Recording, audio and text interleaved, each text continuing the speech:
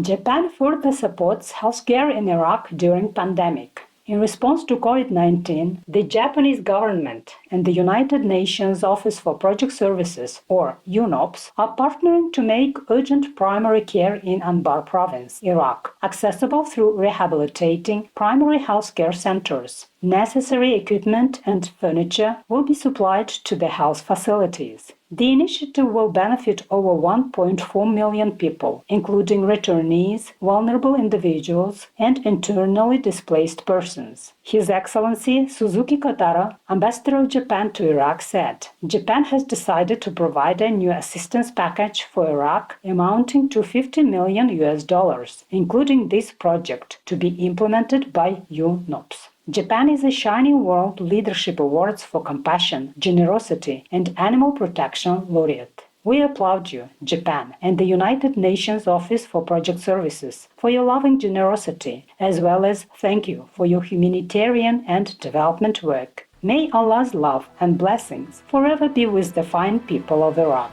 Scientists discover new tsunami risk for some densely populated areas with bays. Researchers from the University of Illinois, Urbana-Champaign, United States, and other institutions have developed a new computer model to help understand strike-slip fault near inland bays and the potential for tsunamis. A strike-slip fault is where large rocks along a fault line move horizontally past each other during an earthquake, creating massive shifts in water volume. Several highly populated coastal areas, such as the San Francisco Bay Area in the United States, the Gulf of Aqaba in Egypt, and Izmir Bay in Turkey, have such tectonic faults close by. After an intersonic earthquake, a tsunami could occur in these regions with little prior warning, thus causing devastating consequences. Our appreciation, University of Illinois, Urbana-Champaign, researchers and others involved, for your study about the threat of tsunamis in such areas. We pray that all in these zones remain safe in the Divine's eternal protection.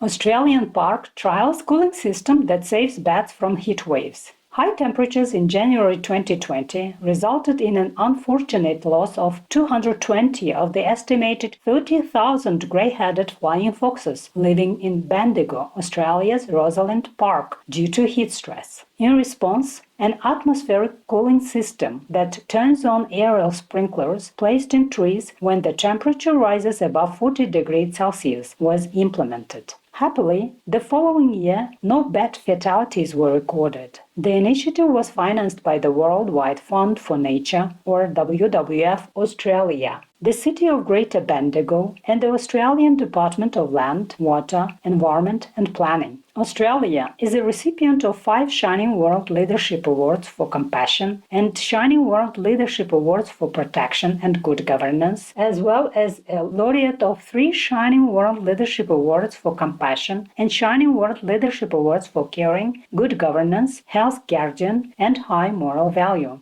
Thank you, Rosalind Park, WWF Australia, Greater Bendigo, and the Australian Government for your noble initiative to protect this vulnerable bat species. In the grace of the Providence, may all beings soon be safeguarded from climate-related disasters as humanity rapidly adopts the Earth's cooling vegan diet. British doctors perform world's first transplant of reanimated hearts in children. Children requiring a heart transplant generally have to wait 2.5 times longer for a suitable donor situation than adults. A new method of preserving previously stopped hearts is called reanimation. It uses organ care system technology to keep the donated heart warm, beating and circulating with the intended recipient's own blood while they wait for the transplant operation. This new approach has enabled 6 children in Britain to receive a replacement heart, and they also saw faster recovery times post-surgery. The procedure now means shorter transplant waiting times and is expected to save thousands of lives. Way to go, British doctors, on your remarkable technology and innovation to give functioning hearts to beautiful youngsters. In the blessings of the divine, may your new technique soon be distributed internationally so more love-filled children can benefit. Bangkok transit staff rescue dogs stranded on busy highway. Bus driver Tien Pratum Tong and conductor Nok Noi Si Dam rescued an exhausted dog on the busy Sirat Expressway in Bangkok, Thailand. With the passenger's agreement, the driver stopped the vehicle to allow the extremely tired canine, who had been frantically dodging passing traffic in the scorching hot weather, to come on board. The dog was then safely brought to the Mieng Tong Thani depot for food, water, and to take a rest.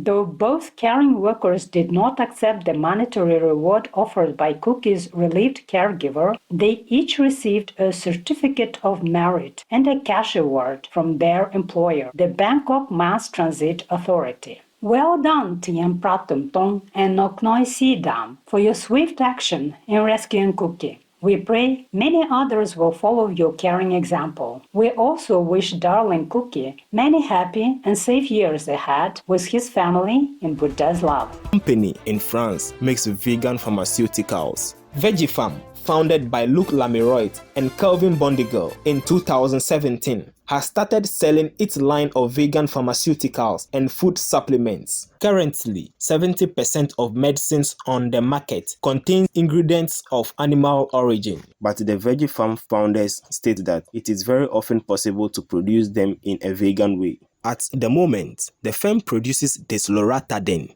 which is an antihistamine for allergies, and paracetamol for headaches and pain relief, along with a range of food supplements for different stages of life, all of which are available in pharmacies in France. Thank you, Luc Lamiret, Kelvin Bondigal, and the VeggieFarm team for making vegan medicines that help us and keep animals safe. In the mercy of heaven, may your product range quickly expand as you create more animal-friendly versions of conventional medications.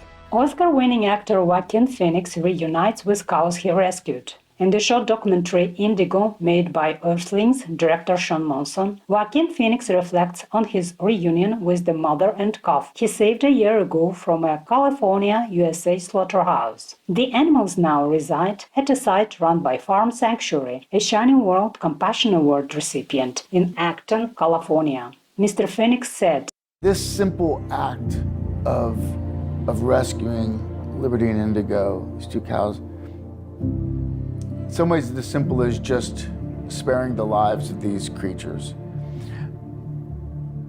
But it's also an acknowledgement of not only the destruction that they experience at our hands, but the environment as a whole. By our actions, we either have the choice to continue to destroy other beings and the environment, or we begin the process of reversing the damage that we've done."